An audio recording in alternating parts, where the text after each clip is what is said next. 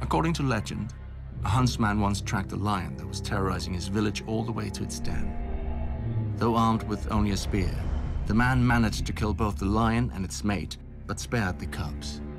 This mercy so pleased the old gods that they sent a shaft of sunlight deep into the cave, gleaming off golden walls. The hunter became a miner and built a ring fort to guard his new wealth. Nobody ever asks what happened to the cubs. Maybe the gods forgot about them and they starved. Maybe there never were any cops or lions or hunter. Doesn't matter. Someone found enough gold in that cave to buy whatever truth he wanted, along with a castle that he'd name after his new family, Casterly Rock. Thanks to that gold, Casterly Rock soon became the largest, wealthiest, and best defended castle in Westeros. An army that struggled up the main approach would still have to climb thick, high, and well-defended walls. Should they choose instead to lay siege, the sea helpfully carved a massive cave beneath the castle, which over time became a private port complete with docks, wharves, and shipyards.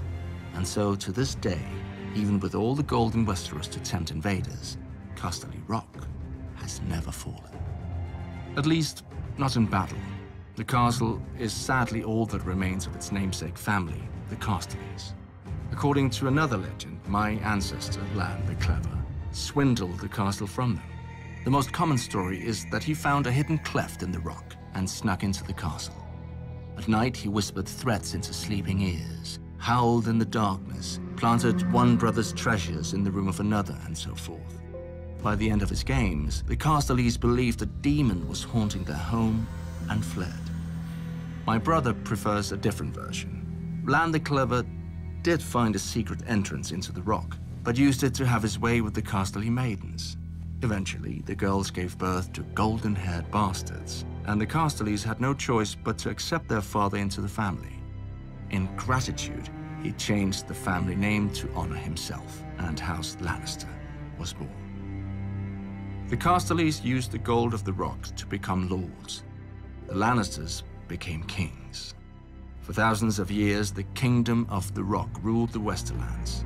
When the Ironborn became a nuisance, my ancestor sailed to the Iron Islands and returned with 100 Ironborn hostages, promising to hang one from the rock every time the Ironborn dared raid our shores.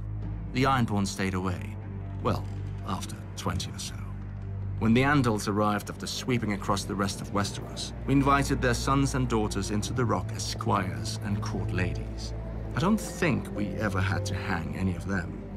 Finally, Aegon the Conqueror defeated us on the Field of Fire, and my ancestor knelt. Still, little changed but titles and taxes. For when Visenya Targaryen saw the rock, she gave thanks that my ancestor had met Aegon on the field. Even Dragonflame would have washed over the castle like the waves and left just as much a mark. But now the mines are dry, and Casterly Rock is just that, a rock. Our gold has passed into legend, just like the merciful huntsman and Lan the Clever. As will our family if we lose this war. Unlike the Casterlys, however, we won't even have a castle to remember our name.